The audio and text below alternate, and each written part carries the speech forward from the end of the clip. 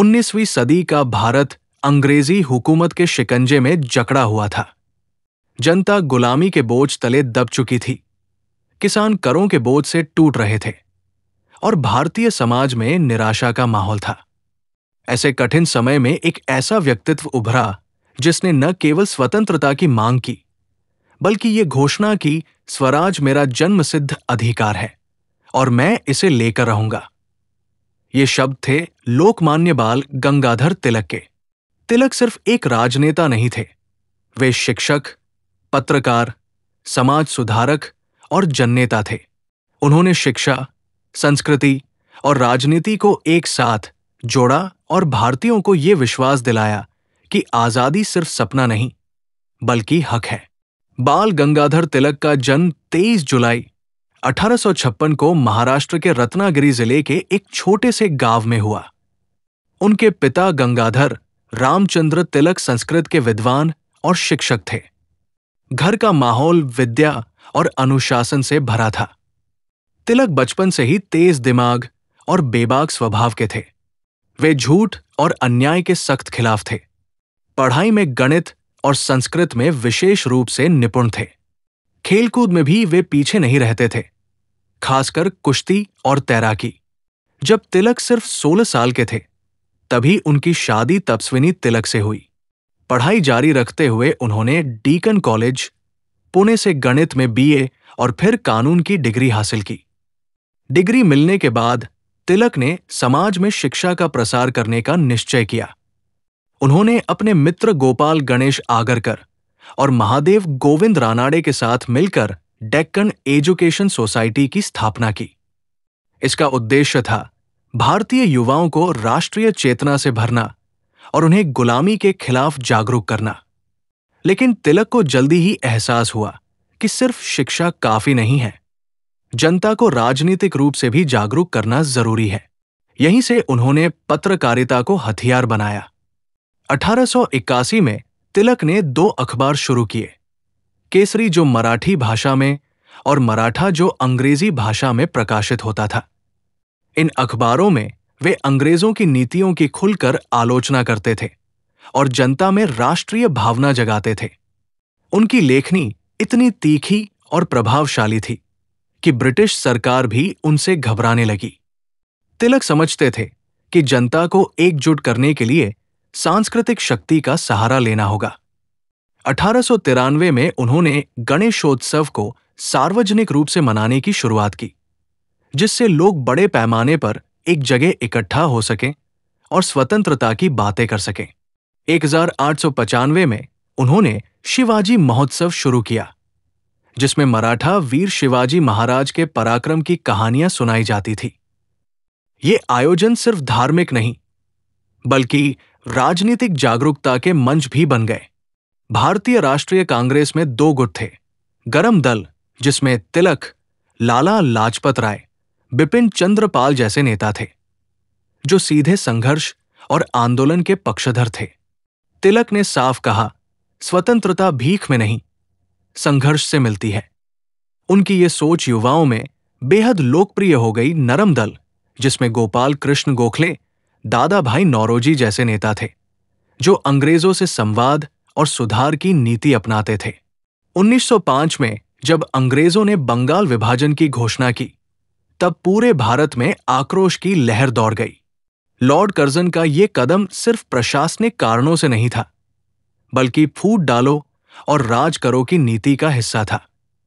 बंगाल, जो राष्ट्रीय आंदोलन का गढ़ बन चुका था, उसे हिंदू और मुस्लिम बहुल इलाकों में बांटकर कमजोर करना ही असली मकसद था। बाल गंगाधर तिलक इस विभाजन के खिलाफ खड़े होने वालों में सबसे आगे थे। उन्होंने जनता को समझाया, अगर हम चुप रहे तो अंग्रेज हमारे देश के टुकड़े टुकड़े कर देंगे। इसी दौर में स्वदेशी आंदोलन का उदय हुआ। लोगों ने विदेशी कपड़े और सामान का बहिष्कार शुरू किया। तिलक और उनके सहयोगियों ने जगह जगह जाकर विदेशी वस्त्रों की होली जलाई। स्वदेशी अपनाओं का नारा घर घर पहुंचाया गया। ये सिर्फ आर्थिक बहिष्कार नहीं था, बल्कि मानसिक क्रांति थी। तिलक कहा करते थे, विदेशी कपड़े जलाना कपड़े की होली नहीं, बल्कि गुलामी की जंजीरों को तोड़ने का पहला कदम है।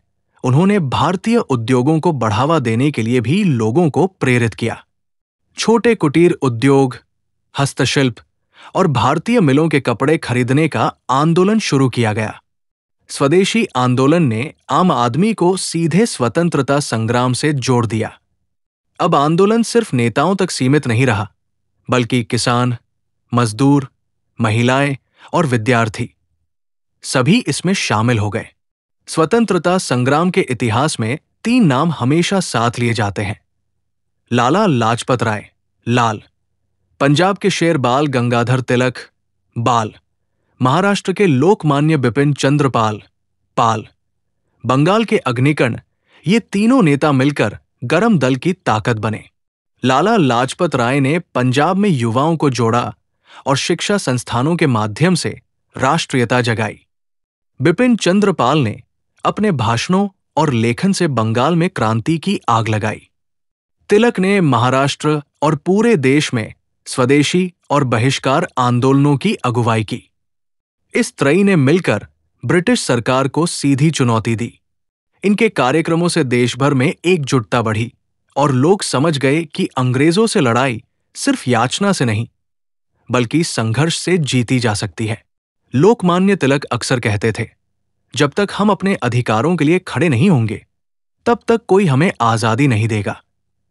लाल बाल पाल की ये त्रयी भारतीय स्वतंत्रता आंदोलन की नींव को मजबूत करने में मील का पत्थर साबित हुई। अंग्रेज सरकार को तिलक के विचार और लेखनी सबसे अधिक डराते थे। 1908 में पुणे में 2 क्रांतिकारियों, चापेकर बंधुओं और बाद में खुदीराम बोस की गतिविधियों से अंग्रेज परेशान थे। सरकार ने आरोप लगाया कि तिलक के अखबार केसरी में छपे लेख इन युवाओं को हिंसा के लिए प्रेरित करते हैं। उन्हें गिरफ्तार कर लिया गया और अदालत में पेश किया गया। तिलक ने अदालत में अंग्रेजी जज को सीधी चुनौती देते हुए कहा, अगर स्वराज की बात करना अपराध है, तो मैं ये अपराध हर बार करूंगा। उन्हें 6 साल की सजा देकर बर्मा, मंडाले जेल भेजा गया। बर्मा की जेल कठिनाइयों से भरी थी। भीषण गर्मी, बीमारी, भोजन की कमी, लेकिन तिलक ने हार नहीं मानी। यही वो जगह थी जहां उन्होंने अपनी महान कृति गीता रहस्य लिखी। इस ग्रंथ में उन्होंने कर्मयोग का सिद्धांत समझाया। मनुष्य का धर्म कर्म करना है, परिणाम की चिंता भगवान पर छोड़ देनी चाहिए। ये ग्रंथ न केवल आध्यात्मिक दृष्टि से महान है, बल्कि इसने स्वतंत्रता सेनानियों को प्रेरणा दी कि वे अपने संघर्ष में बिना थके लगे रहें। जब तिलक 1914 में जेल से रिहा हुए, तब उनकी लोकप्रियता और भी बढ़ चुकी थी।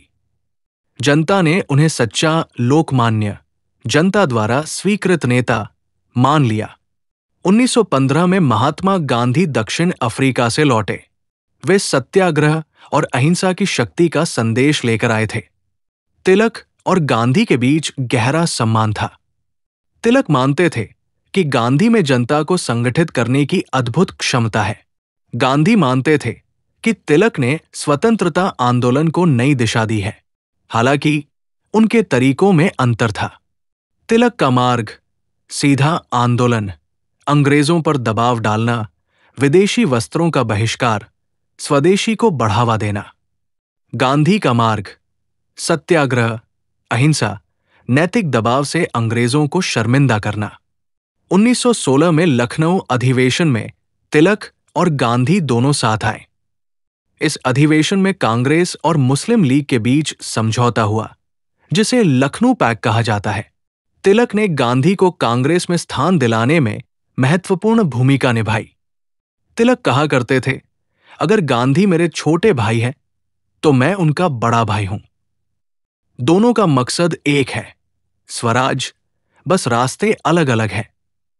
1919 के जलियांवाला बाग हत्याकांड ने तिलक को गहराई से आहत किया। वे जानते थे कि अब संघर्ष और तेज होगा, गांधी का नेतृत्व आगे बढ़ेगा, लेकिन तिलक का योगदान हमेशा बुनियाद की तरह याद किया जाएगा। बीमारी से भी कमजोर हो रहे थे। 1 अगस्त 1920 को लोकमान्य तिलक ने अंतिम सांस ली। उनके अंतिम संस्कार में लाखों लोग शामिल हुए। उनकी विरासत आज भी जीवित है। स्वराज की अवधारणा, सांस्कृतिक एकता, शिक्षा का महत्व, पत्रकारिता में निडरता बाल गंगाधर तिलक ने भारतीय स्वतंत्रता आंदोलन को नई दिशा दी।